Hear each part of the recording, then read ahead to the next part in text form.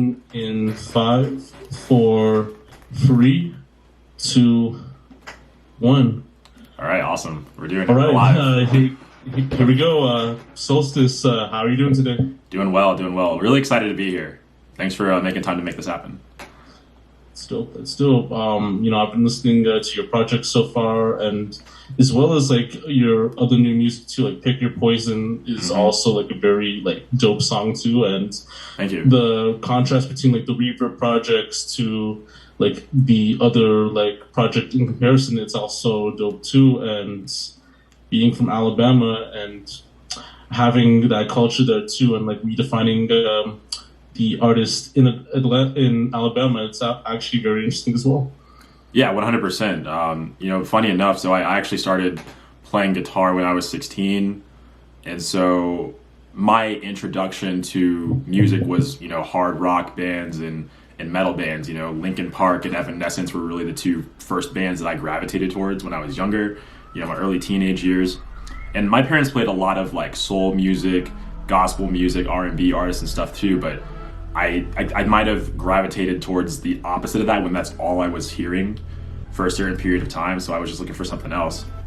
And then funny enough, I do a roundabout and come back to it because that's just what my voice is conducive to. I have a bassy voice, but a lot of the artists that I listen to, those bands as well, all have, vocalists that hit those higher registers. So had to, reconstruct something that works for me naturally.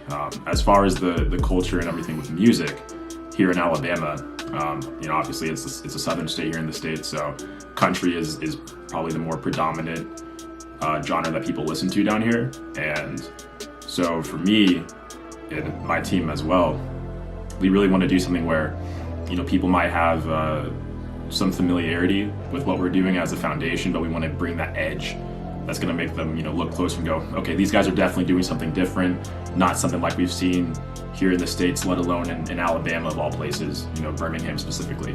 So.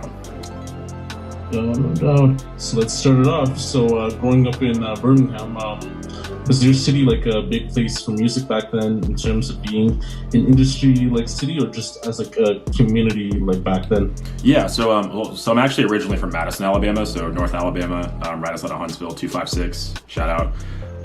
I moved to Birmingham after college, after university, and that's where Midnight District started from. So but like I said before, started off listening to a lot of rock and metal bands, so there were some pretty big acts that would come through Madison and play I guess Huntsville technically, and play at the main theater there, the main stage. So I actually did my first like major rock concert there. 3 Days Grace, Avenged Sevenfold came through, Asking Alexandria were some bands too, and the local scene was very, very supportive of local bands too.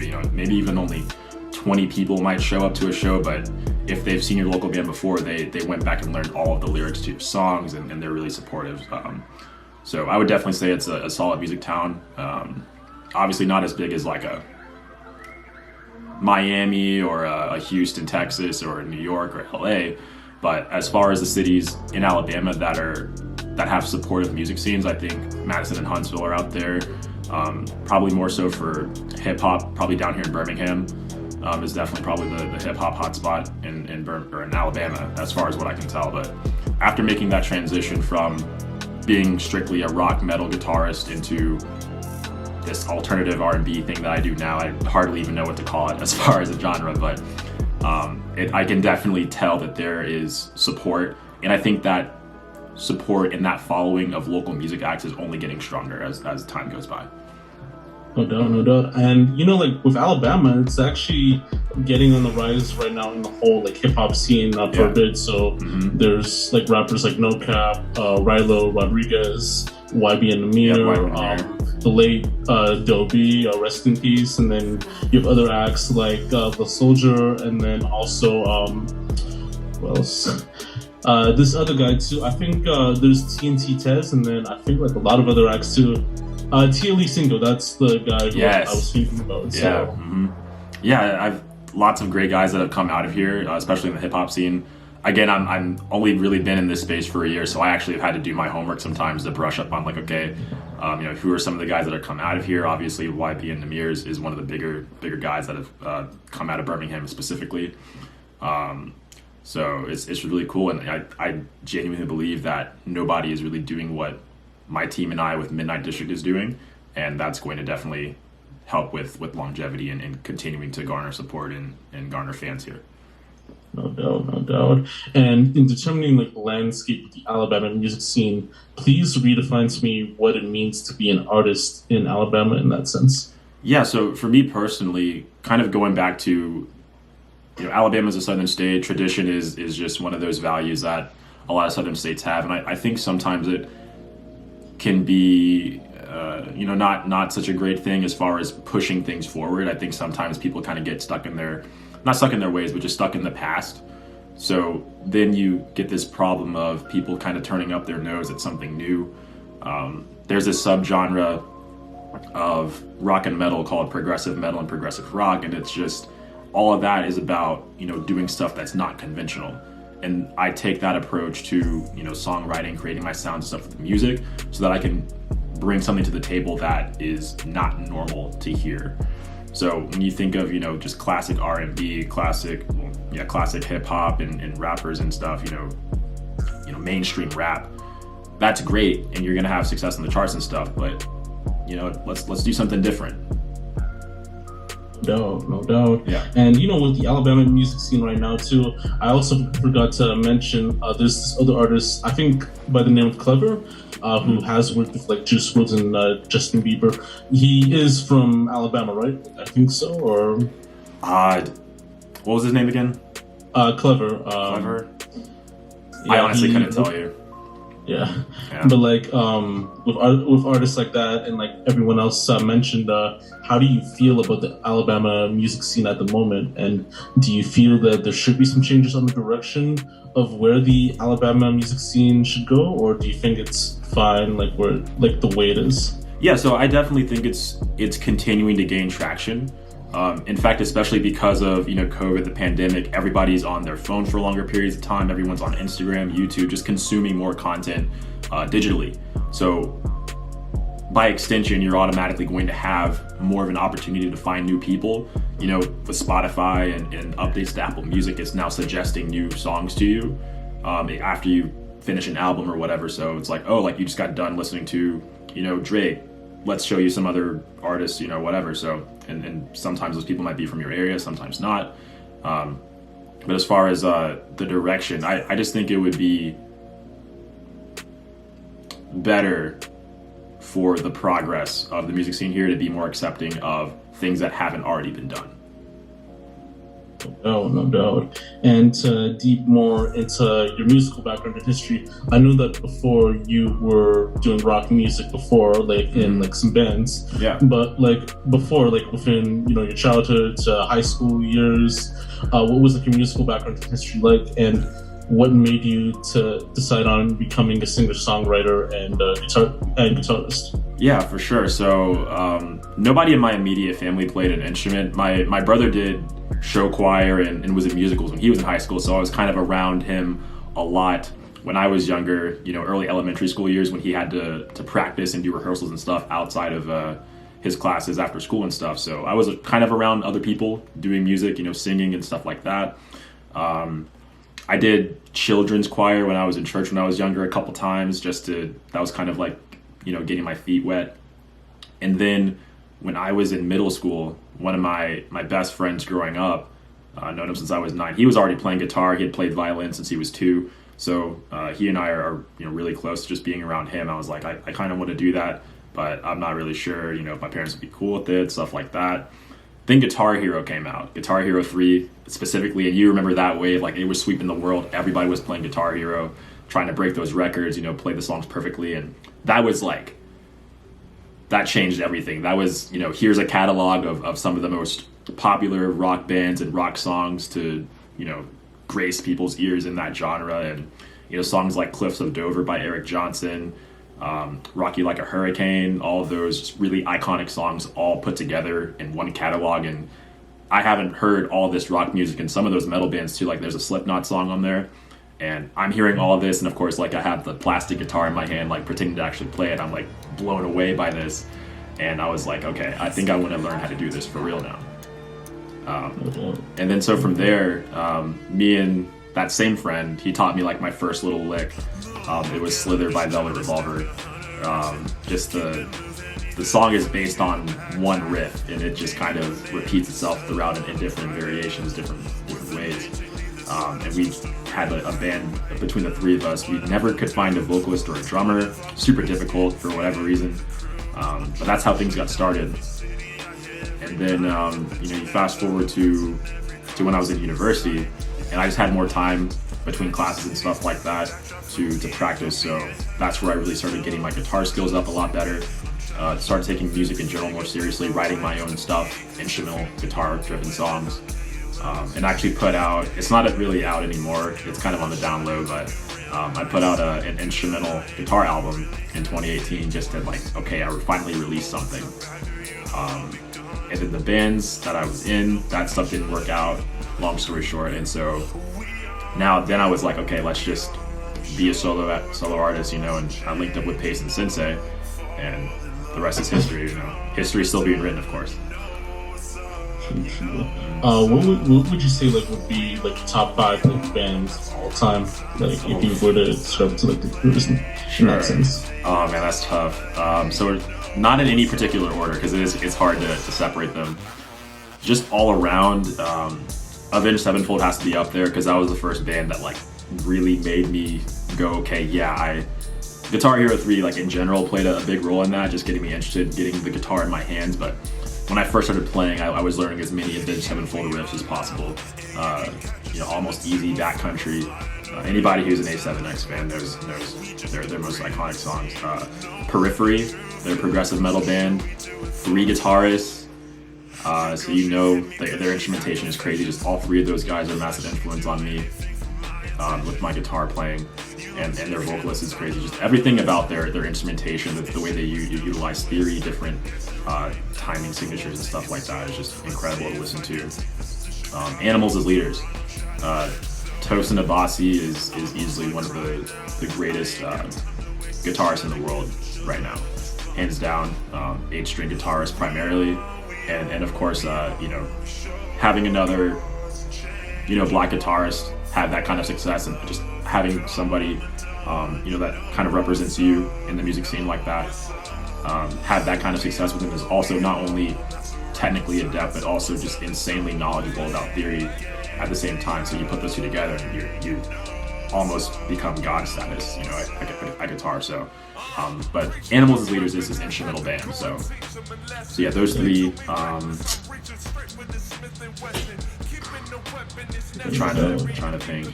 I would put any of the variations of the bands that Slash has been in. So obviously Slash is guitarist of Guns N' Roses, but he's also worked with other acts too. Velvet Revolver and Miles Kennedy and the Conspirators. Love listening to those kinds of songs because it's just a throwback to the classic hard rock sound. That's what Slash is. Everybody knows Slash from Guns N' Roses, so the way that he's been able to continue to keep that sound alive, and of course there are other bands like that, but Slash is just that iconic figure in that space of rock. So I would just say Slash within sub bands would be Velvet Revolver, Guns N' Roses, and then Miles Kennedy and the Conspirators for that. And then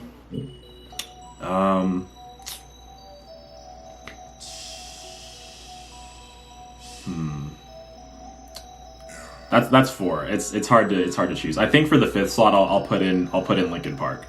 Linkin Park is another iconic band. I mean, Numb in the end, of course. Alright, rest in peace, Chester Bennington. But that band for sure, paved the way for a lot of different sounds, and definitely just the emotional impact that they had on so many people with a lot of their music is highly emotional and highly relatable too. So I would definitely say those 5 for sure. Okay. I think since my band styles have changed over time too, I could say for my top 5 bands, I would say something like Rage Against the Machine. Very political, very dope, within the styles and lyricism. Mm-hmm. American Football, if you're into math rock or emo rock, they've had this great style they've had for many years too, and the lead singer Mike Kinsella also has his own like self band, and his other band is like Captain Jazz, and then his band and his own self is Owen, making dope music, you know, just twinkles and the guitar strumming and all that. Like, it's also very dope too, and like they've had like classic songs, Red Hot Chili Peppers, you know, just with that creative flair, that creative energy, like you feel like you're listening to like, you know, like some old Cali rock, you know, like some old school Cali rock, you know, some old like Mexican like influenced style rock, you know, just like with the heavy like bass line and like everything else too. And then also The Offspring, like if you know about The Offspring, they've been well known for many years too. They've made a staple like within the Crazy Taxi like music scene and all that. Just like with that aggressive punk rock, that aggressive like rock, like in your face type rock in that sense too. And just like with the blaring vocals too, like the lead vocalists, like they're very dope in that sense too. And then I'd also go with, you know, Nirvana, like rest in peace to Kurt Cobain, you know, a staple in the whole like grunge era. Like like you can never get any other band like that too. And just timeless, you know, with his moods and with his styles and the way he reflects within his lyrics, like it makes all that sense too. And even Polly, like, which happens to be like an underrated song, I feel like that's like one of his best songs rather than like, you know, Smells Like Teen Spirit or anything like that too, because there's other good like Nirvana songs too. And then if I had to say like another band, you know, for like a top 6, I'd say like old school Sublime, like not Sublime Throne, with the actual like lead vocalist. Those first 2 projects were like pretty amazing, just with the ska influence, you know, the reggae styles, you know, like the more melodic, fun type rock in the sense too. So for sure. Yeah, that's a great list for sure. And a lot of the bands that you listed are timeless. Like they're going to be submitted forever. So no doubt. 100%. Just getting back into it. So what artists or genres were you like mainly influenced by? And like in the future, which artists would you like to work with someday? Yeah, so I guess my taste evolved depending on what I was doing at the time. So of course, when I first started off, I was mostly listening to you know, some of the bands that we just mentioned, right? Linkin Park, Nirvana, Evanescence, Avenged Sevenfold. So really just, you know, rock, hard rock, variations of metal, different subgenres of metal. So ages 16 through 20, I was mostly listening to just progressive metal, instrumental rock, hard rock, classic rock a little bit as well.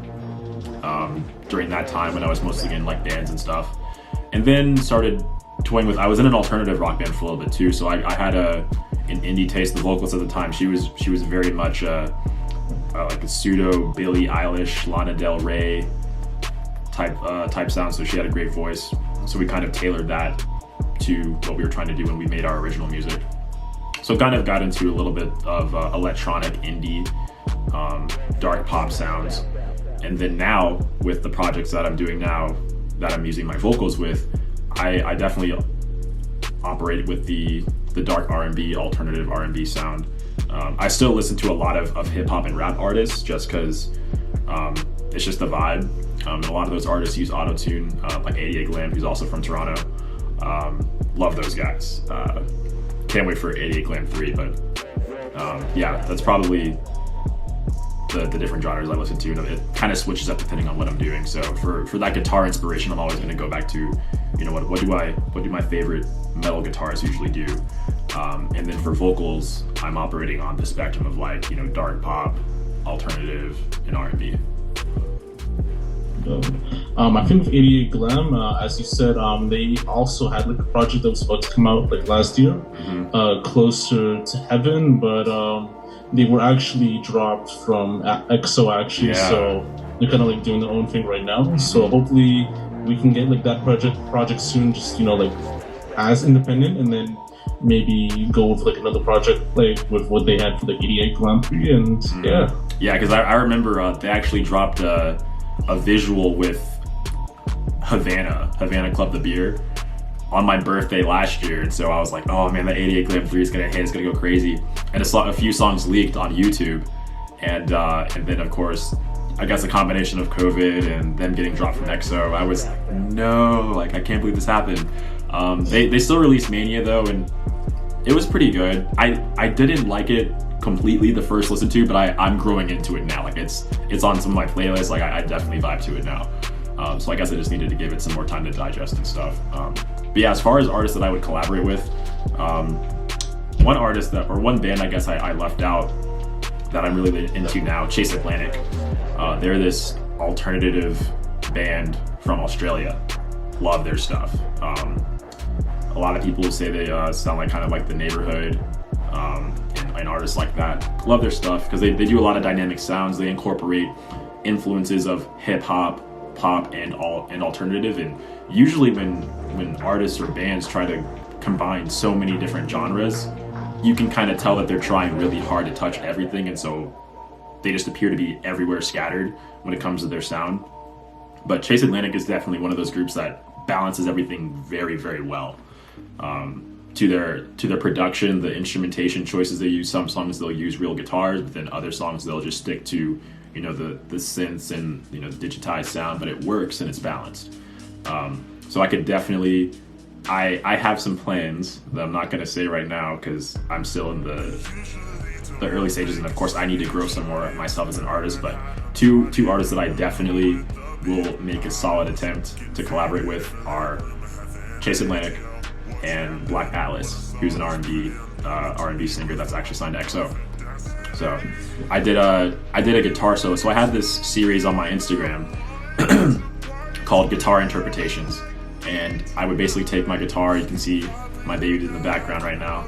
I take one of my guitars and just do, you know, a guitar solo for a song that didn't already have a solo, or I would just play my variation of it via guitar. So I'd go in and out of the melody and do some like licks and stuff around the melody. And Black Atlas's song "Lie to Me" from his latest album, I did a guitar solo for that. He saw it, he shared it, you know, he commented on it, you know, told me good job, you know, keep it pushing. So like I was like, yo, like I can, like that cosign is dope too. So that was just kind of like me kind of poking him and saying, hey, what's up? I appreciate what you're doing, but I'm definitely gonna make a solid attempt to collaborate with those two because I think we can do something special. No doubt. And, you know, I want to speak more about your latest project, Villains. Yeah. So you already talked about, like, the whole, like, Reverb thing and, like, how, like, it initiated. But tell me more about the creative process and the inspiration for the project, like, in general. Yeah, you know, in that sense. So Villains was basically the first project to get done, because I was actually writing two projects in parallel. And Villains was the first one that I felt like was done. The second thing that I'm working on, or what was working on and am still working on, I just felt like I needed more time, needed more polishing, because I realized I could take it deeper and just explore more things with it. So I shelved it and I was like, okay, let's just focus on Villains. And Villains ended up being, I think I wrote like 8 or 9 songs for Villains and chose the best 6 that represented everything. And I felt like I had fleshed out the best way that I could. And so really the inspiration behind it is just the dark side of nightlife. You know, I pictured this kind of eerie downtown scene. You know, of course you have downtown Toronto with the bar scene, the party scene there. Here, you know, downtown Birmingham. I've, you know, partied in Atlanta, different cities before too. So just having that, you know, downtown really high-rise skyscrapers, kind of futuristic in a way too, almost cyberpunk-ish. And my producer Pacemaker, who's also an amazing artist and rapper in his own right. On the first track, which is Villains, and he's featured on it, the first like 30 seconds is just setting the stage. And you know, if I think you heard it right, so the first like 30 seconds is really eerie, gloomy, just synths and kind of cinematic. I wanted something really cinematic, like you're you know, getting off of a bus, you and your guys, you know, you and the crew, whatever, you guys are about to, you know, start making moves downtown at night, and everything starts off really great. You know, what's your, you know, normal night like when you're going out partying? You have the pregame, you guys are getting hyped, then you guys hit the bar, and then stuff starts to go wrong. You know, oh, like maybe a fight broke out at the bar, maybe your friends had a little bit too much to drink, or you know, maybe, you know, one of the chicks that you were with started crying or something. You know, like things can easily go wrong, you know, just in a split second. So everything is kind of progressively, subtly, but it's progressively getting a little darker, a little bit worse. And so the speaker changes in each song. The first song, Villains, is me just saying, you know, hey, what's up? Like, this is the city, we're about to take over. For real is the pregame, and then peaking is, you know, you're at the club, you're at the bar having a good time.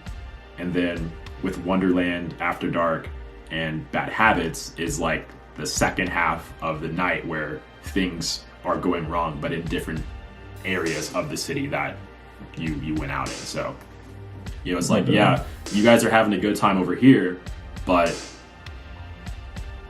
don't ignore some of the bad things that could be happening. Just because you're not seeing it doesn't mean it's not happening. So yeah, the inspiration was really just exploring the dark side of the nightlife, basically. Yeah, and it's interesting too, like when you have the slowed and reverb edition of the project, because it kind of has like more of an interesting take. It actually feels like you're listening to like a PB R&B / dark R&B type project, and you know, like following up with like other singles that came up so far, you know, like even with Pick Your Poison and Angelina, which usually come up with more of these contexts within that whole dark sound, that whole dark culture and everything else. Tell me like more about the inspiration beyond those tracks and the creative process as well. Yeah, so I really wanted to use, so I guess I'll start off on the reverb stuff real quick. So I had always been listening to some of my favorite songs. I don't even remember how I found out about it. I think it just showed up randomly on my suggested YouTube feed. You know, the YouTube rabbit hole, the algorithm's a mysterious thing, but it always recommends some great stuff or stuff that shouldn't even be there. But I just heard some song, probably a Travis Scott song or something, because a lot of his stuff goes crazy, slowed in reverb. And I was like, man, if I ever did anything with my vocals on it, I'd love to do this. And so, you know, fast forward, Villains gets released, and I already had it in my head I was going to do it. And the magic behind it too is like you're almost creating a different experience for it, because you have to not only pitch your vocals, but you also have to find that sweet spot to where it's not awkward. And then you're also slowing the song down too. So once you find that sweet spot for that new key that the song is going to be in, it just creates a new feeling, a new experience for it, and just makes the song sound different. It hits different too. And the slowed and reverb stuff, it's usually when people are, you know, it's late at night, or people are smoking, or they're drinking or whatever, just kind of chilling, and it's a vibe. So I knew that I was going to do it, and will probably continue to do it for the songs that I think will fit that kind of vibe. So kind of segueing into Angelina and Pick Your Poison, with the singles that came after Villains, I mostly just wanted to experiment and see what I could and couldn't do.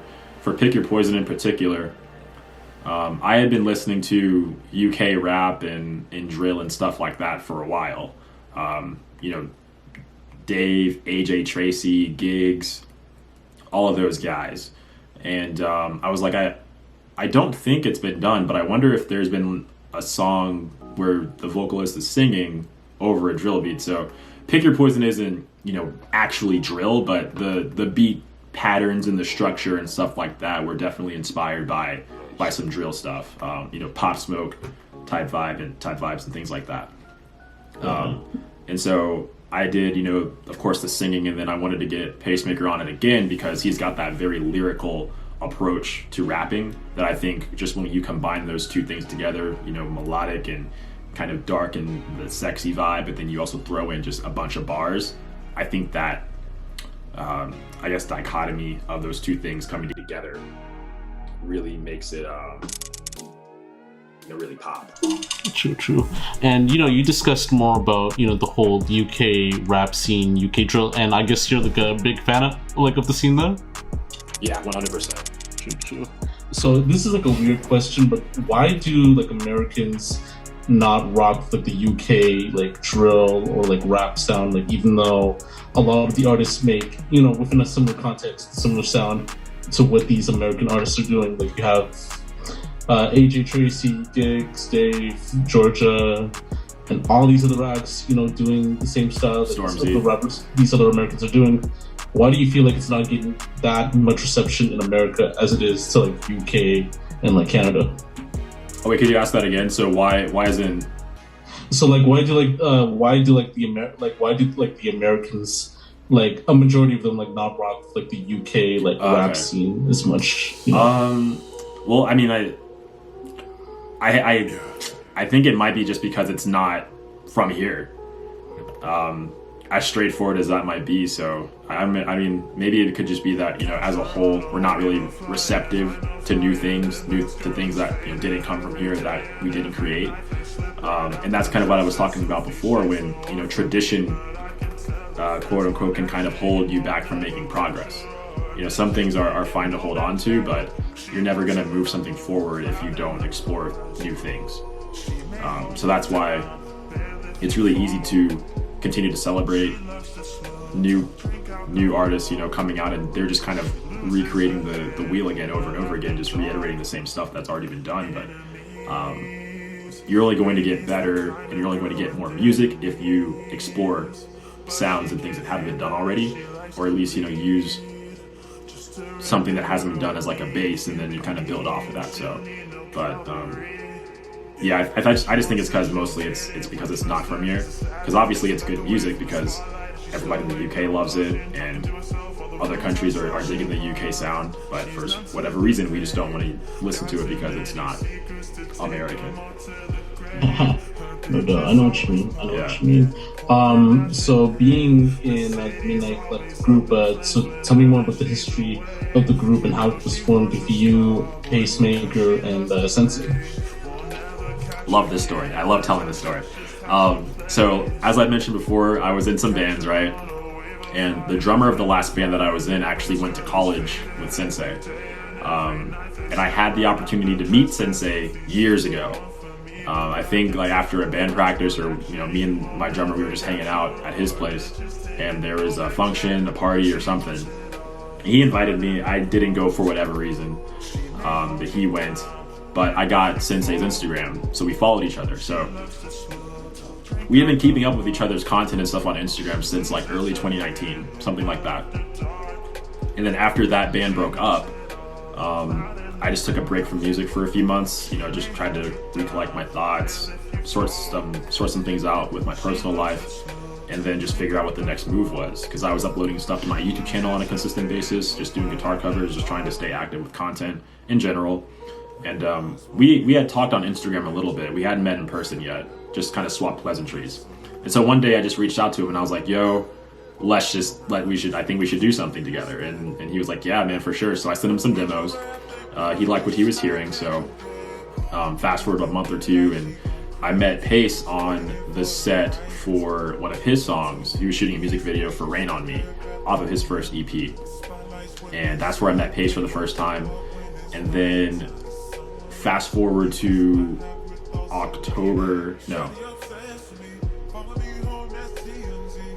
September, October of 2019, and Sensei and I did After Dark together, and Pace let us use his studio for that session and recorded it together. So we were already kind of working together on that single. Now in my head, I felt like we could do something here, but obviously we needed to, you know, get that team chemistry together, get to know each other a little bit more before I brought it up. But after doing After Dark, I felt like I was ready to start putting together Villains, because I had already had a bunch of different demos just lying around, and I was like, okay, let's put these together. And then next thing we know, all three of us are finishing up our EPs at the same time. So, you know, Pace had An Incredible Tape, Sensei had Way of the Sensei, and then of course me, I had Villains. And over the course of 3 months, all three of our EPs came out. So it was just boom, boom, boom. And it was pretty clear with the content we were making, we were letting people know, hey, like, we all work together. And so I eventually brought up, I was like, yo, like, what if we just made this an official thing? Like, what if we made this a collective? And we have a group chat going between the three of us and some of the other people that are involved with Midnight District. But at the time, there was just the three of us. And so we just started swapping names back and forth in the text. Very reminiscent of like coming up with band names, funny enough. And I can't remember who actually came up with Midnight District the title, but I think I was like, somebody said district in the group chat, and I was like, I want to use the word district. That sounds cool. And then Pace was like, well, what about some of these names or some of these words? And then we all just said Midnight District. That's it. That's the one. And then we solidified it, of course, with the MD logo that you guys have seen on merch. I'm of course wearing some of our merch right now, so we got to shout out Midnight District for sure. And one of Pace's friends, she gave us some samples of the MD logo. We gave her a description of what we were looking for, and she nailed it. Absolutely nailed it. So the MD logo isn't on this piece of merch. This is from our first drop, but if you go to any of our social media accounts, you'll be able to see what the MD logo looks like for yourself. You can of course check out the Midnight District brand at Midnight District _. So, but yeah, that's the history of it, and we're still writing it. True. I'm just gonna pause the recording for a bit just to check on the camera. Yeah. I actually had to reset the recording on mine because it said I reached like the maximum recording time limit or something, but I'm good to go still. So hopefully my phone is still recording. Let me see. Okay, yeah, it is. All right.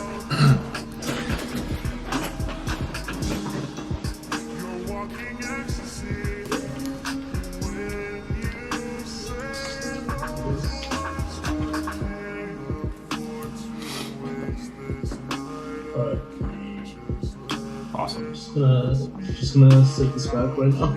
Sometimes too, like sometimes recording might slow down a bit, so. All right.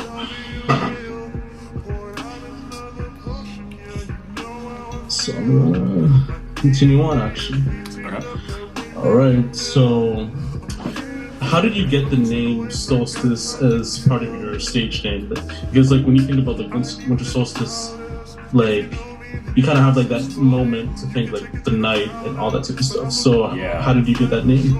Yeah, so I was so this kind of goes back to my college days. So back when I was just doing instrumental guitar stuff by myself, I wasn't really working with anybody yet. So I wanted to come up with an alias, and I was kind of basing all of my content, my music off of solo guitar players and what they were doing. So guys like Pliny, Intervals, Aaron Marshall, but is his actual name, but he goes by Intervals for his stage name. Just guys like that are kind of just doing their own thing as a solo artist. And I was going by something else that I'm not going to say because it's really bad. And I was like, man, I got to do something new, because I was working on stuff for my first album that I ever put out at the time, the instrumental guitar stuff. And I had a song, there was a demo that was called Endless Nights. And I was trying to think of something that had something to do with like a really long night or something like that. And then like you already alluded to, the winter solstice. And so I just said, okay, well, let's just do Solstice. And I even changed it in my Apple Music iTunes account. So like when you drag new music, or like downloaded files into iTunes or Apple Music, it will like automatically create an unknown artist and unknown album for you. And so I just said, let's just like create my own little artist space, like make it official right there. So I just typed in Solstice, and I was like, okay, great, like I guess I'm Solstice now. And it just kind of stuck. Yeah. And with COVID happening, it shut down like a lot of stuff, like with concerts, with the way people seem to do things, with theme parks, even traveling around the world and stuff. So since COVID happened, do you feel that the pandemic has affected the way you tend to proceed with your business, like when it first came out? And since then, what were some changes or tweaks that you had to do to handle your business in a pandemic like this? Yeah, for sure. So this is also kind of goes back to, while we were making our EPs first, late 2019, early 2020, the months leading up to it. We were doing a lot of networking and going to events, going to bars, just talking to people, seeing, who we could meet, and just seeing what the scene was like around, going to different shows too, because I hadn't been to any hip hop shows or anything like that around here in Birmingham yet. And obviously COVID takes that aspect away. Now, obviously there are still people who are going to just ignore the guidelines, even though they shouldn't be. But the three of us, we didn't want we wanted to take the the safest measurements possible. And so I think it really challenged us and forced us to be innovative in how we get our brand awareness going, how we create content, how can we still get people involved with what we were doing, and how can we also let people know what we're doing as well. So some of the things that we had to change was, okay, well, we can't really go out to all these parties and all these bars and all these places that we would usually go to network, right? Concerts and things like that. But what we can do is start networking with people online. And so I am constantly, DMing people, just talking to people. I'm in a community of over 4,000 people. A lot of them are artists online. And of course, artists from, all over the world, not just from here in Birmingham, but having that kind of community and having those connections, your network is your net worth, right? So the more people especially if those people are doing things that you want to do, or are just at higher heights, maybe they're moving more product than you are, maybe they have wider reach, or maybe they have access to resources that you wouldn't have access to if you hadn't have met them. So networking online is definitely something that has been huge to kind of replace the going out to bars and parties and you just meeting people and spreading the word. And then that's also kind of what forced Midnight District to really become not just the name and the symbol to represent me, Pace, and Sensei, but that's also what the pandemic also propelled into a clothing brand and stuff. So, which led to more content, and then also led to us collaborating with a lot of people, not only friends that we knew personally, but friends of a friend, like, hey, I saw you guys wearing that shirt, where'd you guys get it? And we were like, oh yeah, like we made this shirt. We're like, oh well, I'd love to model for you sometime. So now we're meeting people that like what we're doing genuinely, and they want to be a part of what we're doing. So the pandemic really just forced us to get creative on how to not lose momentum, and how to continue to bring brand awareness to what we were doing as artists and for the collective as a whole. And then of course, we're a business, so as a business you need to have some type of stream of income. You have to have a way to make money. So right now it's primarily the clothing brand, but we've already explored other ways to create something consumable, and so we're just figuring out final stages of how to implement those. But yeah, those are probably the two key things, just not losing momentum, and how can we creatively make content that people are going to want to see, and make products that people are going to like. No doubt. And with the pandemic that happened, you see like a lot of rappers and musicians are going into like different avenues, with TikTok, with OnlyFans, surprisingly, with virtual concerts, with Twitch, Instagram Live, and like a lot of other stuff too. In terms of like other musicians and rappers like in the industry, do you feel that the pandemic has affected the way these artists like handle their businesses as well? Yeah, 100%. It's really about adapting, because with something as obviously tragic, with like the loss of life and people do get sick from this, but it also gives you an opportunity to be great. So how do you adapt, and then how can you evolve with the times? And so, for example, Tory Lanez, right, with his quarantine radio that he was famous for, maybe infamous for, depending on how you look at it, with his quarantine radio thing, like that was absolutely genius what he did as far as marketing, with Instagram Live. Like that was a thing that really, now obviously he was a very accomplished artist, also from Toronto too, but that just took him to a whole nother level. The Weeknd and a lot of other artists doing those TikTok experiences and virtual concerts and stuff. Chase Atlantic did one too. Another alternative band that I like, Paris, they've done a few virtual concerts. So it's really just affected how they do it, and not if they're going to do it. Obviously, if you don't adapt to the times and you don't stay innovative, then you will fall behind. And so I really think it's just forced everybody, whether you're a business or an artist, it just forces you to kind of think on your feet, adapt, and say, okay, these are the constraints that we're operating under. How can we still do what we want to do? No doubt. Yeah. And you know what's crazy too, like even like throughout the way the pandemic has like started, now like they're having concerts as club appearances, and you see like a lot of certain artists like that might not be like a big name A-list artist, or sort of like a B-list artist, like they're performing at these shows.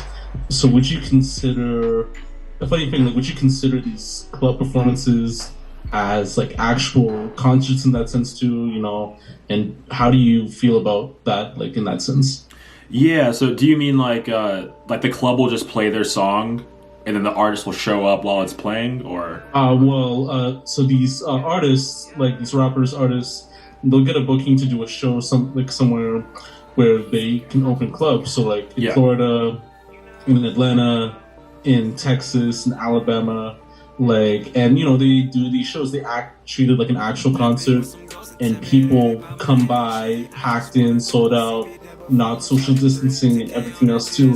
So, you know, within that sense too, would you consider that as a concert in that sense too, or just kind of just as a wrongdoing in that sense? Yeah, I mean, so should they be doing it? Probably not. But I still think that's a concert. I mean, you're paying some kind of fee for a ticket or for, you know, entry specifically to see that artist perform.